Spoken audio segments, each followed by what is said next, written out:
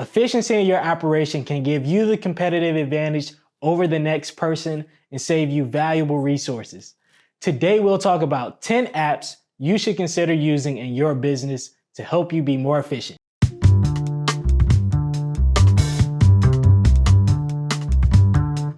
Welcome to my channel. My name is Will Blunt and I am a creative entrepreneur. Many businesses fail because they lack planning and vision. This channel is focused on providing you with strategies, tips, and insights to help you avoid pitfalls and grow your business. I'm excited about today to tell you the 10 apps that I'm using and that you should consider using to help you in your business. So let's get right into it. App number 1 is Google Suite. So the full gamut of what Google has to offer. Gmail, Google Calendar, Google Docs, Sheets, Tasks, so on and so forth. So all these apps can be used across any type of business that you have, whether you have an e-commerce business, a service-based business, products where you have like soaps or leather bags, whatever, you can use Google Suite. If you're bootstrapping with zero money, it's the easiest way to stay organized, to communicate with people effectively, and you can just get it done really easily because Google connects with everything. You can use it on your iPhone, your Android, whatever. Like, Google is probably the best productivity tool that you can use. I use all these apps pretty much daily. Gmail to communicate with different people, to make sure I'm following up after a certain amount of time. Gmail also has a feature in it called Tasks where you can assign a task to a specific email. It's super helpful for making sure you follow up within a certain amount of time, or you can kind of recall some of the last conversations you had with a specific person. The second app that I recommend using is Quickbooks.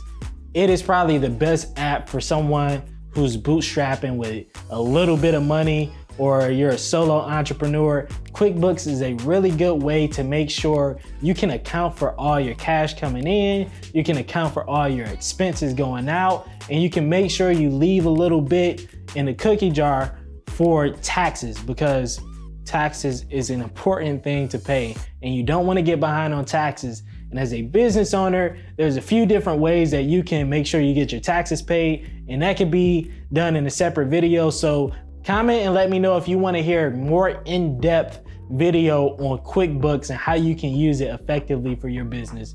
As a business owner, you want to make sure you keep your thumb on what's going out and what's coming in. So being able to have that ability to see your financial health is really, really important. So I recommend QuickBooks for every entrepreneur. The third app I recommend using is Square.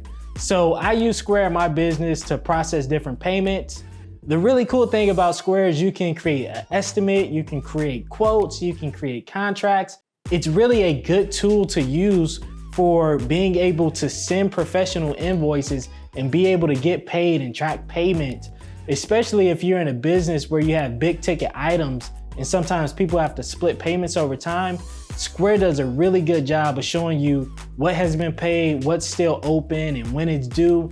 It really makes the buying experience super simple for the customer and makes the transactions really easy. Square is a really good tool and I recommend any business owner to use that, or even something like PayPal or Stripe. You want to make sure you're using some type of payment processor.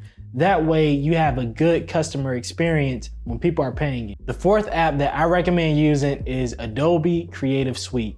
Since I own a video production business, it's important that we use Adobe Suite so that way we can edit our videos, color our videos, do everything that we need to do to create videos for our clients. But it's also a good tool for people who may not be that creative and own maybe a product business or a service business, and you don't have the financial means to hire a video production company or hire someone to create the graphic for you. In Adobe Creative Suite, you can do it all. You can use Photoshop, you can use Lightroom, you can use Premiere. There's so many things that you can use within Adobe to create the content that you need to at least get you going, and then when you have the money to, you can hire those things out. So Adobe Creative Suite is something I recommend, especially for creatives, but even if you're doing this with a little bit of money, you can use these things to help you produce some high quality content that will attract some clients to you. App number 5 that I recommend, that I actually just started using not too long ago, is Canva. Canva is really good for people who may not feel super artistic or super creative. And it actually has 2 versions. You can get the paid version or you can get the free version. And you can actually do a whole lot with the free version. And I recommend that, especially if you're starting with little to no money. Just get the free version, try it out, see if you like it, see if you want to create those type of posts, and see if it actually works with engaging different customers on IG or LinkedIn or Facebook or whatever social media platform that you use. App number 6 is LinkedIn Sales Navigator. LinkedIn Sales Navigator helped me find the type of people that I know my services will benefit and add value to them.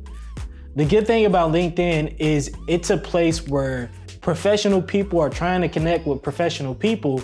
So having genuine conversations and soliciting what you offer in a very, authentic way is welcome. And I think anybody that's trying to build sales should use LinkedIn Sales Navigator, or at least test it out. So you can test it out for free for a month. And after that, I believe it's about $80.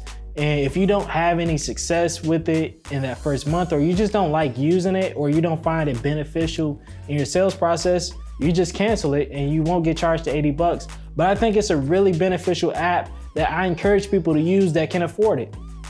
App number 7 was the first app that we bought as a business, and that is Squarespace. Squarespace is the app that my business used to build our website. So we found Squarespace to be equally simple and modern compared to every other competitor. Having a website is super important to have as a business so people can go to your site, see what you offer, see what you're about. And Squarespace allowed us to build a site for a little bit of money. When I mean a little bit, like it really is not a lot of money for what it cost us a month. So I recommend using Squarespace for anybody that's just starting out and you only have a little bit. It's probably like the best bang for your buck you're gonna get to make a website. App number 8, Tubebuddy. Tubebuddy. T-U-B-E, buddy. App number 8, Tubebuddy. So I just started using this app, and if you're a YouTuber, I recommend you use it at least for 1 month. And what it does is it helps you find the right type of keywords to use, so that way you can make the right type of content for the people that you're trying to serve. So I've only been using it for a couple weeks, and if you want to know more about how that's going, just let me know in the comments. App number 9, it's probably one of my favorite apps as well, is Grammarly. So Grammarly has saved me on so many occasions when I'm writing an email to a client and I misspell their name or something like that, or I misspell an important word. Grammarly helps me make sure everything is really tight, so when someone sees it, it's super professional. I highly recommend using Grammarly, whether you're really articulate in the written form or whether you're not so great. Any level that you're at, you can benefit from using Grammarly, and it's free, costs you nothing. The last app that I recommend using is Mailchimp. So Mailchimp is something that I've been testing out for a little bit, but I've heard so many people talk really good about using Mailchimp to build their email list. So in the future, I'm gonna be using Mailchimp a lot more to get people off of the sites that I'm networking on and actually into an email list. So I'll let you know how that's going in a future video.